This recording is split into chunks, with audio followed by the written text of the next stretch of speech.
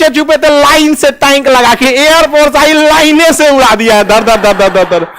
Pakistani tank छोड़ के भाग गए सर,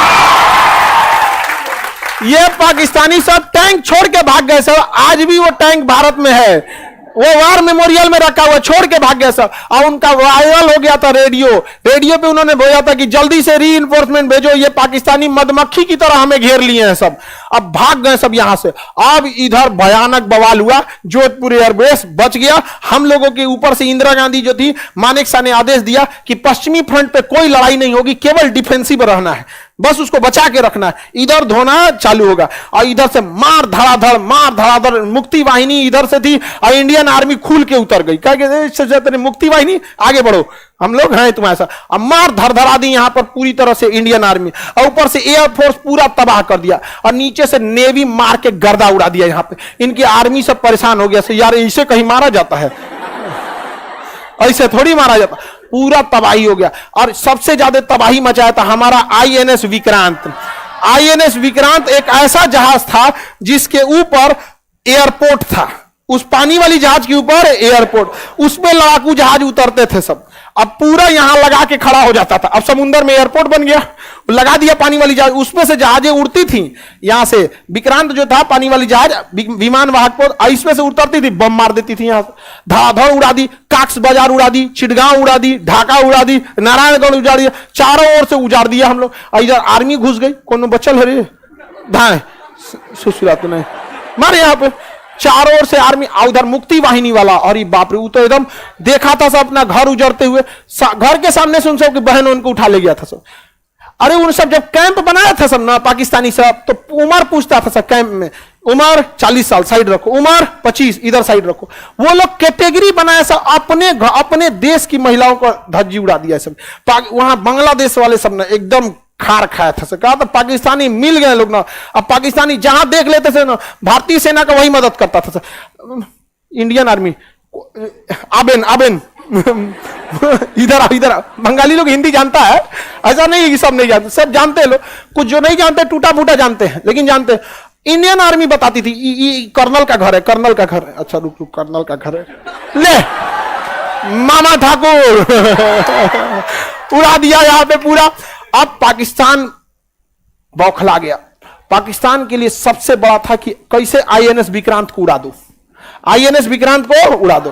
क्योंकि आईएनएस विक्रांत उड़ता ना तो इसमें 10,000 फौजी थे, पायलट थे, जहाज थे, मतलब बहुत एक जहाजिए कितना हैवी होता है, बम उड़ा देगा इसको तब। तो पाकिस्तान के पास एक पनडुब्बी थी पीएनएस गाजी, वो अमेरिका दिया था उसको पीएनएस गाजी, पीएनएस गाजी अमेरिका इस पनडुब्बी को दिया था। पीएनएस गाजी रवाना हो गई किसको मारने के लिए, विक्रांत, और पक्का आईएनएस विक्रांत को ये मार देती। उस समय की सबसे एडवांस पनडुब्बी थी कौन, पीएनएस गाजी। वो सोचो पानी के नीचे रहता, पता ही नहीं चलता, आके मार देगी यहाँ पे। अब बड़ा जहाज ऊपर से छुपा नहीं सकते, और अमेरिका उसको बता रहा था कि आईएनएस विक्रांत यहाँ है, जा जा जा जा जा जा, और दाहिने मुड़ो बाएं। तब भारत उस सिग्नल में सुन लिया, कहा आ बाबू आ, तू आ यहाँ पे। लेकिन पता ही नहीं चल रहा था है कहां पे, और पानी के नीचे रहती है, नहीं पता चलता है। पानी के नीचे मछली पता कर लेंगे, का समुद्र में कहां गई नहीं पता कर पाएंगे। अब क्या किया जाए, अब इसको मारने की क्षमता थी आईएनएस राजपूत के पास, आईएनएस राजपूत। देखिए पीएनएस का मतलब था पाकिस्तानी नेवल शिप, जैसे बिहार की गाड़ी के आगे बीआर लिखा होता है, यूपी के आगे यूपी लिखा होता है, वैसे नौसेना के आगे आईएनएस लिखा होता है, इंडियन नेवल शिप राजपूत। क्या था, राजपूत। आईएनएस राजपूत खराब हो गया था, इसका इंजन में खराब था, अब ये आगे ही नहीं बढ़ सकता था। अब इसका विशाखापट्टनम में मेंटेनेंस हो रहा था, अब लो अब ये का मेंटेनेंस हो रहा था, पीएनएस गाजी चल दिया। तब क्या किया जाए, नौसेना कमांड ने आदेश दिया चुपचाप कि विक्रांत को छुपा दो अंडमान निकोबार में। तो विक्रांत को कोनो अंडमान निकोबार में ले जाके लगा दिया।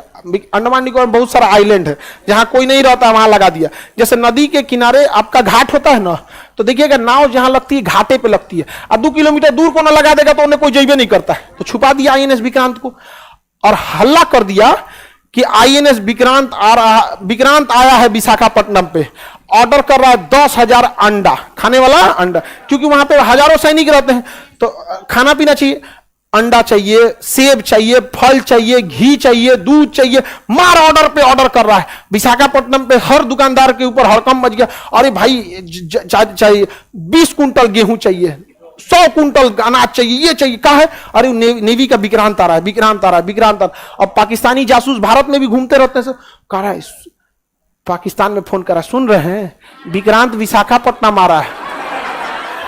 कहा विशाखापट्टनम आ रहा है, रुको हम इस खब्बीस को बचाते हैं। हम तुरंत मैसेज किया किसको? पीएनएस गाजी को कि विशाखापट्टनम मोड़ लो।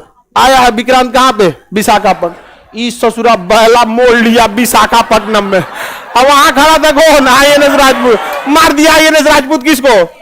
पीएनएस गाजी को।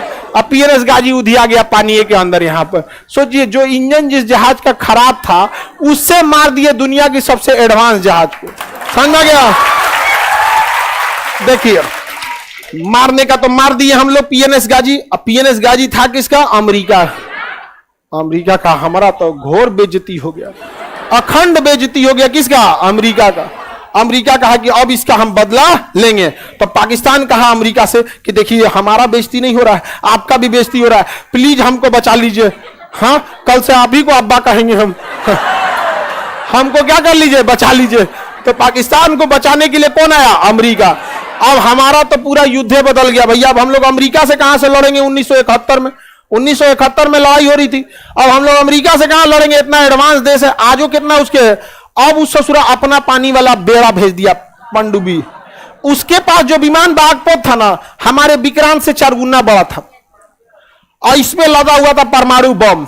और इसके साथ लगभग 30-40 पानी वाली जहाज चलती थी। साथ में पनडुब्बी थी, डिस्ट्रॉयर थी, फ्रिगेट थी, राशन वाला था, फ्यूल वाला था, पूरा ग्रुप था इस जहाजों का। और इसका नाम था 7वां बेड़ा। क्या नाम था? 7वां बेड़ा। किसने भेज दिया? इस ससुरा अकेले नहीं आता, 30-40 को लेके चलता है, पूरा फ्लीट चलता है यहाँ पे। एगो पे खाली मिसाइलें लदल, एगो पे कुछ लदल, पूरा का पूरा जिस जगह पे जाते हैं तबाह कर देते हैं। 7वां बेड़ा इराक को उड़ा दिया, अकेले तबाह कर दिया। एक देश के लिए एक बेड़ा काफी है इसके पास। हम लोग के पास विक्रांत। अब तो हम लोग इंदिरा गांधी माथा पीट ली, इस ससुरा ई कहां से चला है। तब इंदिरा गांधी रूस को फोन की कि देखिए रूस, याद कीजिए श्रीलंका में आपकी मदद किसने किया था? भारत। तो रूस ने कहा कि ये सब छोड़िए ना, जरूरत क्या है बताइए। कहा ऐसा है ना, अमेरिका 7वां बेड़ा लेके चल दिया। 7वां बेड़ा लेके जा। इन्होंने फिर अपने जहाजों के पूरे बैटल ग्रुप को भेज दिया यहां पे। कहा कि चलो, इसका नाम था 40वां बेड़ा। अब इधर से चल दिया कौन? 40वां बेड़ा। अब बताइए पास में कौन है? रूस। पहुंच गया पहले 40वां बेड़ा, हिंद महासागर को ब्लॉक कर दिया। और जब ये पहुंच रहे हैं 7वां बेड़ा लेके, रूस कहा कि इधर जाना है, मतलब हमसे पहले फरियाइए। रूस अपने ऑटोमेटिक मिसाइलों को ऑन करके छोड़ दिया। आप उसके रेंज में आइएगा, मार देगा आपको अपने से। और उस समय रूस बहुत शक्तिशाली था। अमेरिका को भागना पड़ा। अमेरिका ब्रिटेन को भी लेके आया था, और फ्रांस सबको लेके आया था यहां पे। ब्रिटेन कर रहा we are to late, TOO2, ये निगेटिव सेंस में लिया जाता है इसको। वी आर टू लेट, हम लोग बहुत देर हो गए हैं। अब पाकिस्तान कहा कि अब हमारा क्या होगा? तो वही होगा जो मंजूर खुदा होगा। नहीं जाने। अब तो पीएनएस गाजी डूब गया, 7वां बेड़ा लौट गया। पाकिस्तान का मनोबल मर चुका था। अब भारतीय सेना पूरी तरह से तबाह कर दी किसको? बांग्लादेश को। पूरी तरह से तबाह किसको कर दी? बांग्लादेश को। और बांग्लादेश के 93,000 फौजियों ने सरेंडर किया कि हम नहीं लड़ पाएंगे। 93,000 फौजी।